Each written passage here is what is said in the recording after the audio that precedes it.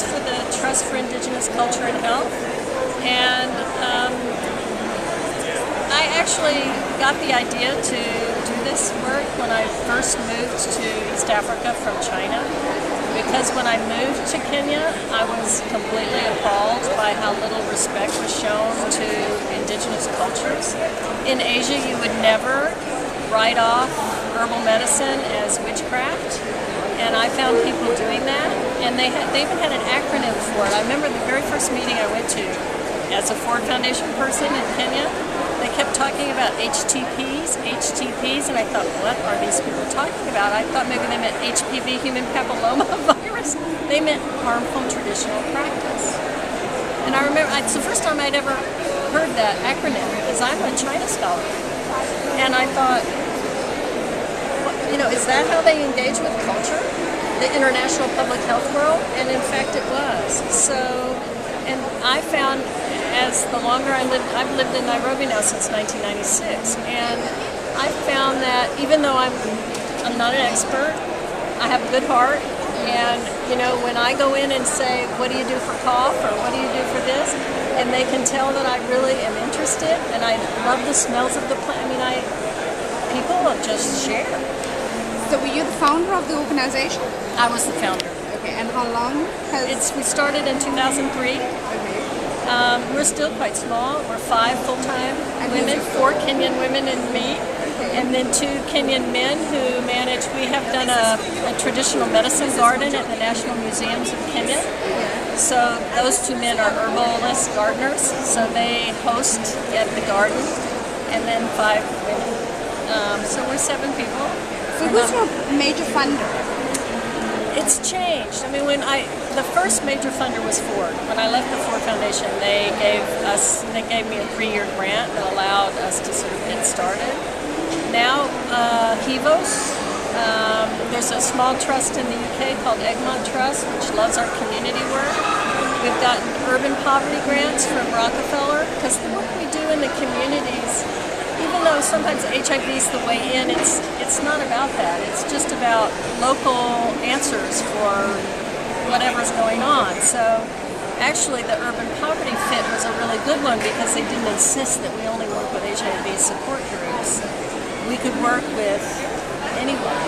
And as we started, all the work we first started was called listening to those who live it, right? So it was HIV work. And that's how we go about the herbal medicine. It isn't so much, Prometra, for example, is about the healer side in. Us, it's grandma's remedies. It's the simpler, what do you do in your own kitchen kind of stuff.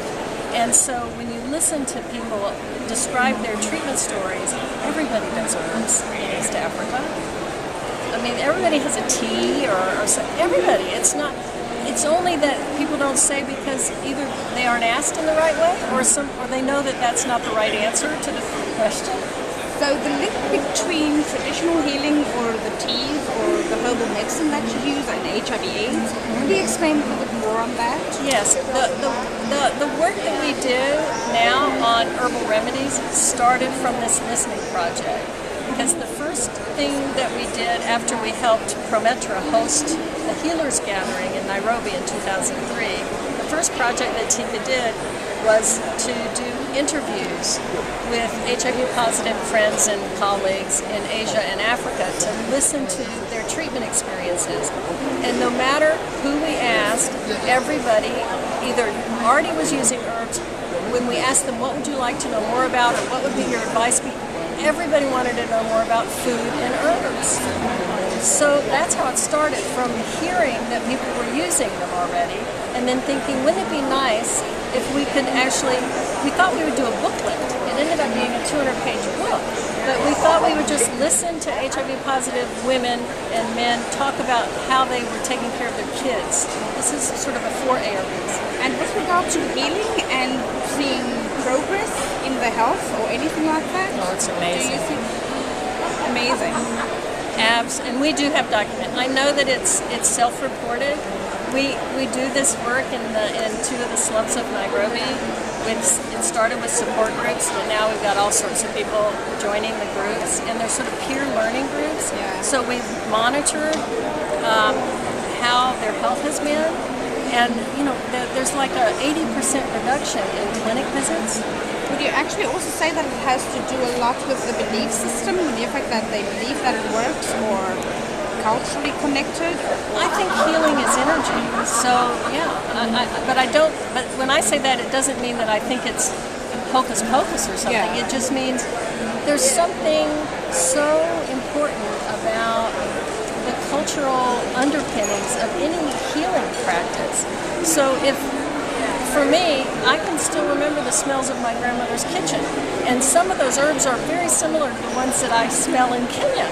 So when I smell those herbs, yeah, it elicits something for me. But when I drink them, if I have a bad stomach and it's healed, I don't think it's all in my head. So yes and no, in the sense that I think there's really evidence that what we've been, and the thing that's so wonderful about it is in the beginning, we thought that we bring in healers and they do some training, and now we know it's working because most of it we're learning from people. I mean, we're no longer the experts.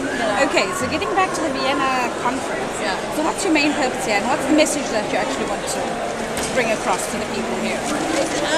My main purpose here is to just keep the conversation alive about choices.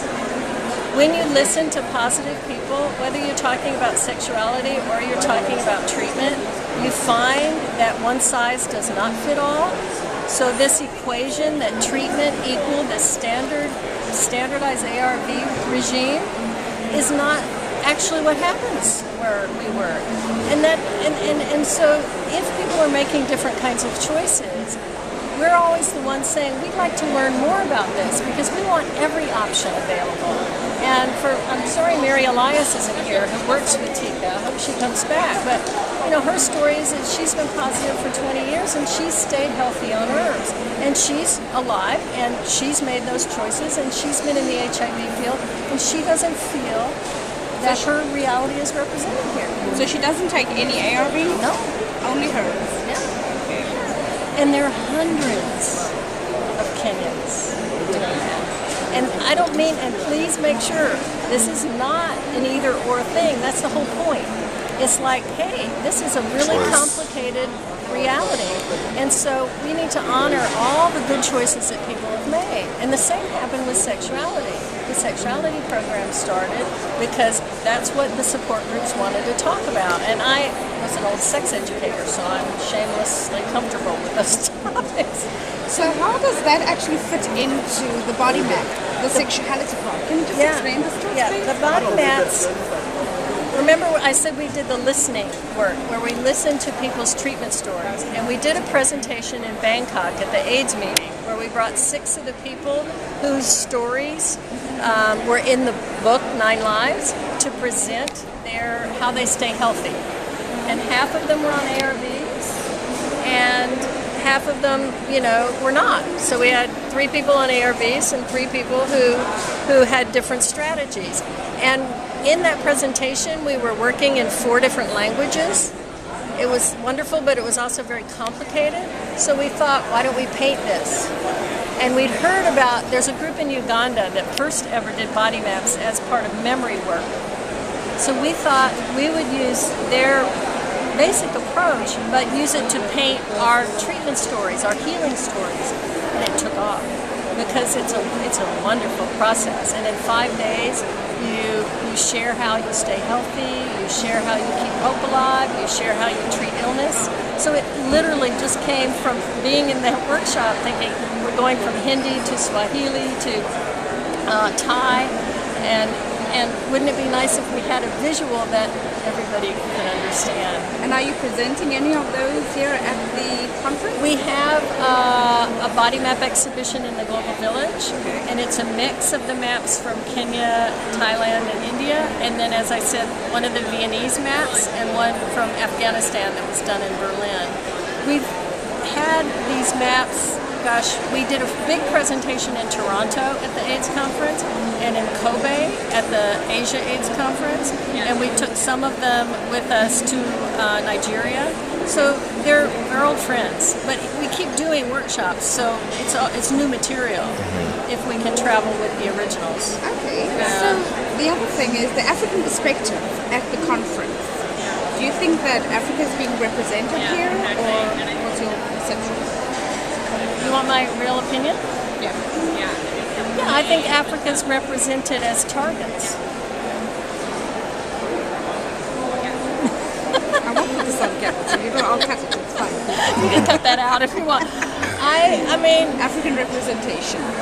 well, I think, you look at these, I keep going to these panels thinking that I'm going to hear activists speaking, and I'm hearing people say things that we already know.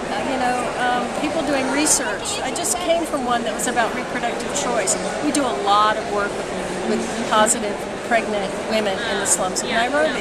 And I thought I was going to either hear the real women say, you know what, I had to pick between this and this, or I had to make this decision, and this is what happened to me. I didn't hear that. I heard people say, positive women need to have reproductive choice. Well, like, duh. So I don't know how to answer that, but I go to get fired up because most of the people in the room know what those people are saying on the podium, and I'd rather hear, the real gals say, this is what I chose, and this is why I chose it, and this is what happened to me, and this is how they treated me. But maybe that's because I learned from stories. So, and those stories are not in the scientific conference; they're in the Global Village, and we've always been in the Global Village. So, will you participate tonight in the Annie Lennox march? Yeah. Happening? Okay. Yeah. That's good. Yeah, we're all going to be in our pink. Yeah. We're all going to be in our pink. We brought enough shirts for a whole pink contingent. Thank you very much. Yeah, you're Thank welcome. you.